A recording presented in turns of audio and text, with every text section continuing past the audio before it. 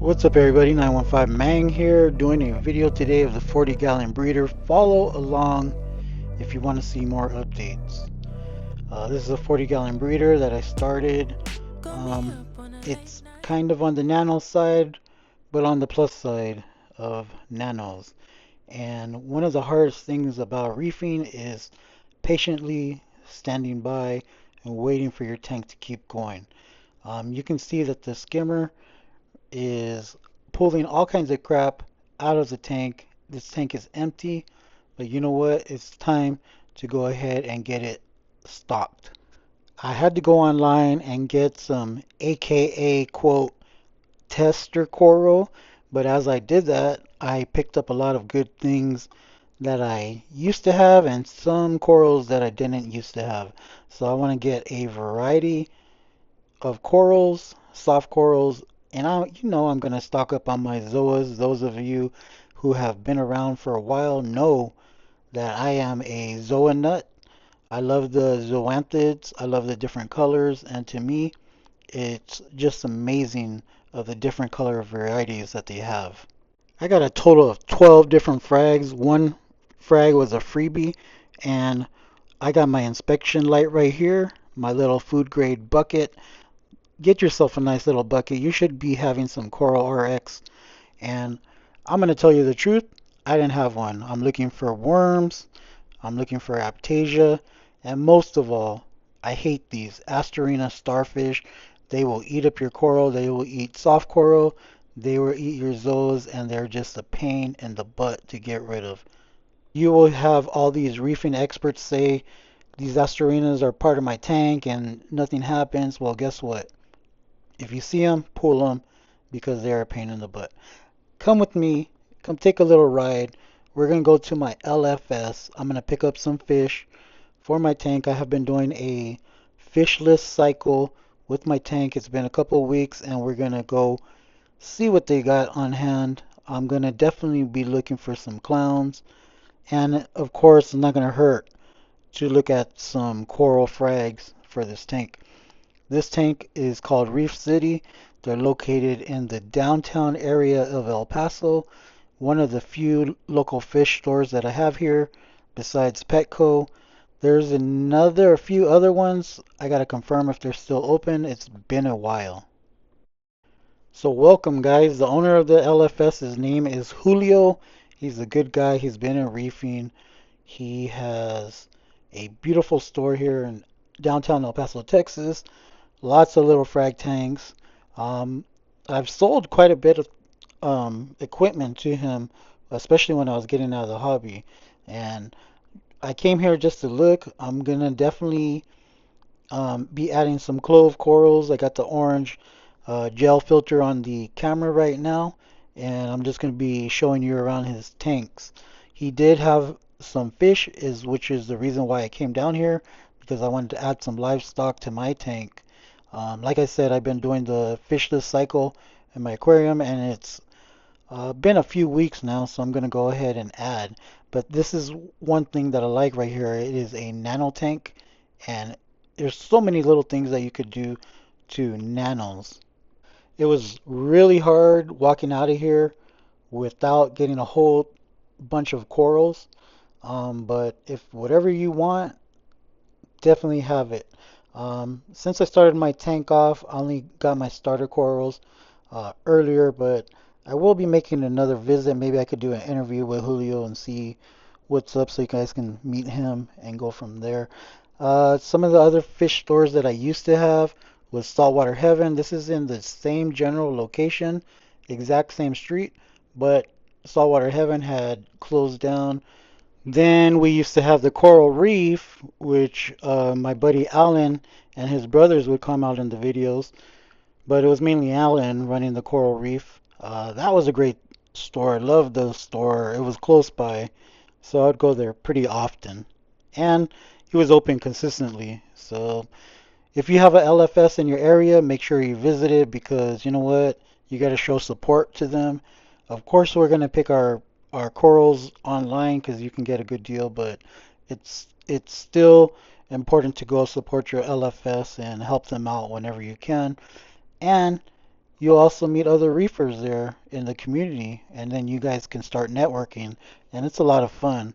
But what I want to do is show you the former 150-gallon reef tank that I used to have jam-packed with coral from wall to wall, and it's still running the Reef Breeders Photon 50 on the tank. Beautiful light and great setup, but as you can see, this is the current setup right now. On this tank, I did have some Radeon XR15s. I had about four of them, and then I also had the Aquatic Life T5 setup. Great light. The bulbs I was running on it was the Coral Plus from ATI, and then also the Coral Blue Plus from ATI. Great lights, great bulbs.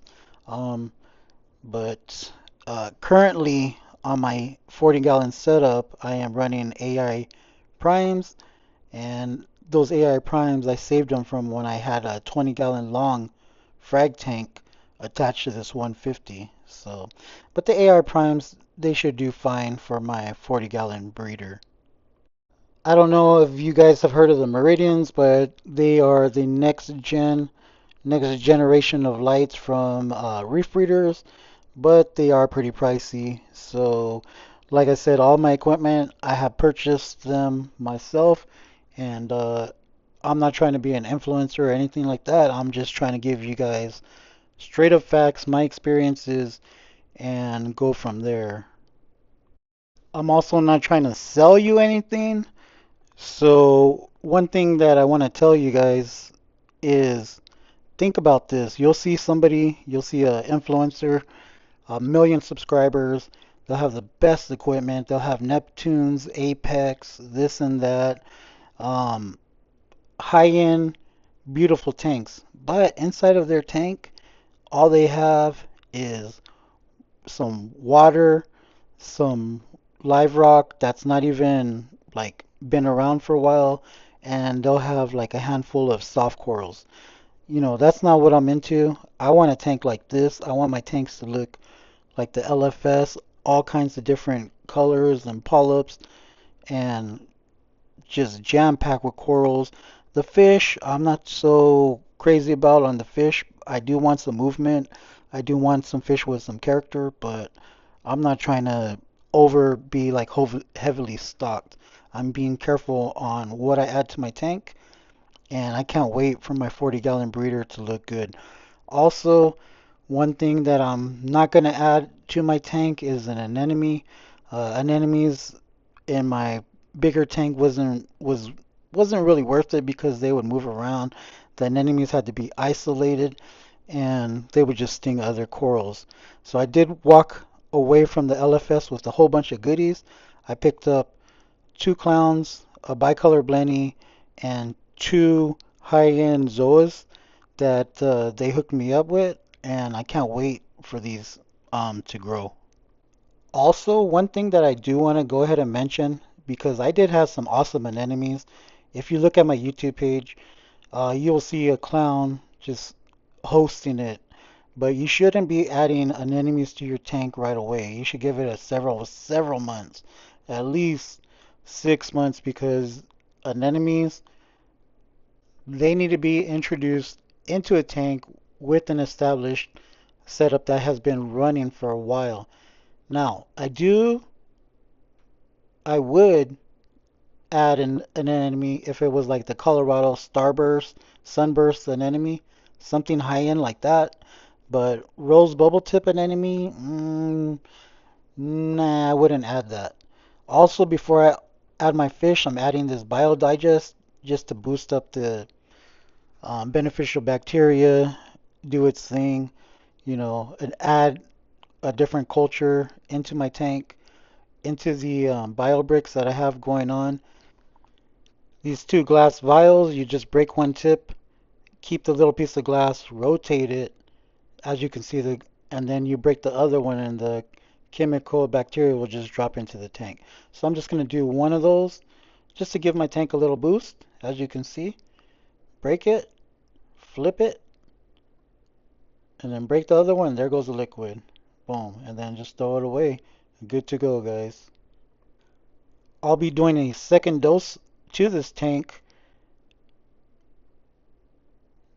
for the 40-gallon breeder, and my tank is a little bit dirty because I didn't want to totally clean it up. I ended up picking up some snails. I picked up 4 little snails, not big old turbo snails, for the 40 gallon, and the fish are over there hiding, and it should be good. One cool thing about my tank, I have holes in it already, so that's where my bicolor blenny can hide out.